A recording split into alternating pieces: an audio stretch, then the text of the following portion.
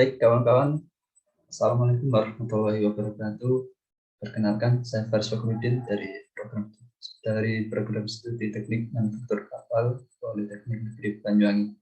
Nah, kawan-kawan semuanya, di sini saya akan menjelaskan sedikit dari materi tugas propeller dan sistem perporosan yang ada pada di bagian kapal.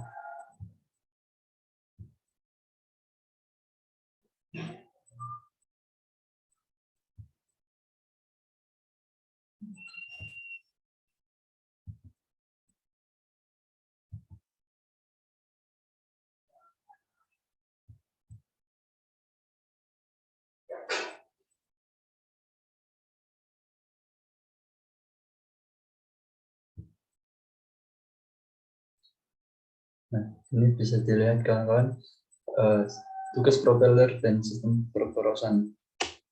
Bagian-bagian ini sangat penting pada bagian kapal. Sini untuk menggerakkan sebuah berjalannya kapal. Yuk kita kenali bagian-bagian dari kapal. Nah, ini yang mau saya jelaskan yaitu dari propeller terlebih dahulu. Propeller merupakan bentuk alat penggerak kapal yang paling umum digunakan dalam penggerakan kapal.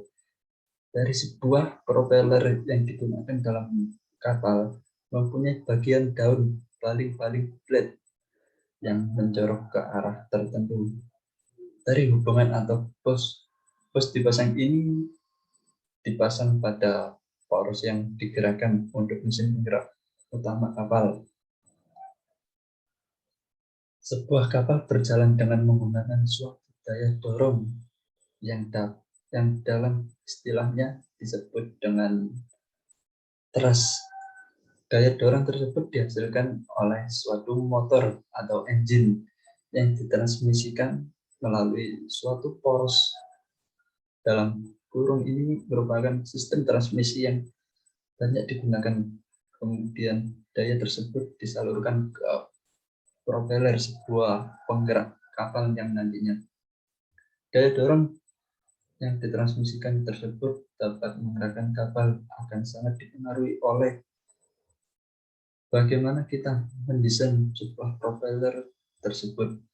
Semakin baik desainnya, baik dari segi bentuk, efisiensi, jumlah daun, dan lain sebagainya, maka akan semakin besar daya dorong yang akan dihasilkan.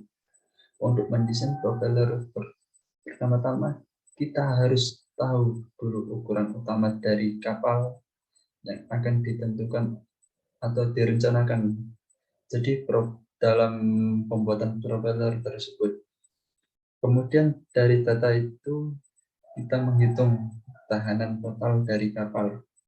Dalam laporan ini, metode yang digunakan untuk menghitung tahanan total kapal adalah menggunakan metode Harvard. Nah, di sini ada langkah-langkah dalam pengerjaan tugas gambar propeller. Jadi seorang desainer juga harus mendesain bentuk dari propeller tersebut. Di sini ada 3, yaitu pemilihan. Yang pertama, pemilihan motor penggerak utama. Nah, di sini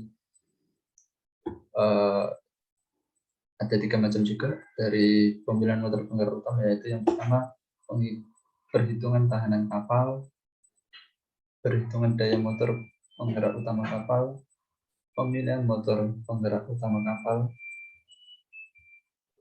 Yang kedua ada perhitungan dan penentuan tipe propeller.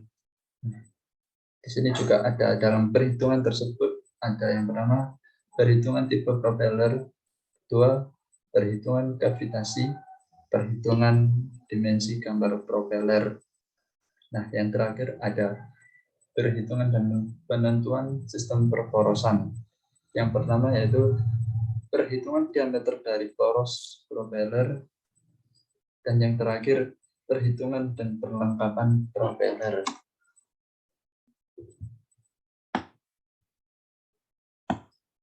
Nah, teman-teman semuanya, di sini yaitu dalam Pembuatan propeller yaitu secara umum kapal yang bergerak di media air dengan kecepatan tertentu maka akan mengalami gaya hambat atau resistance yang berlawanan dengan arah gerak kapal tersebut.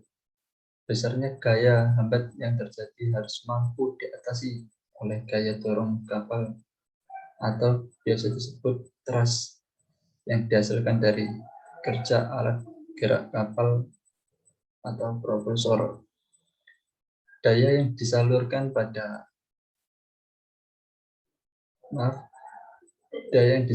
dalam kurung PD ke alat gerak kapal adalah berasal dari daya poros atau PS.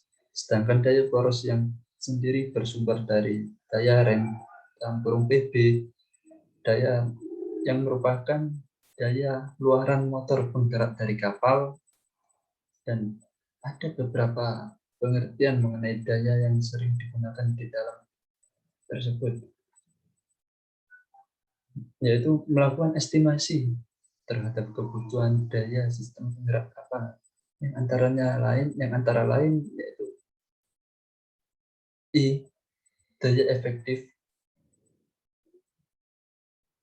dalam kurung efektif power EE, I 2 daya dorong thrust power atau PT, I 3 daya yang disalurkan dalam kurung delivered power ID,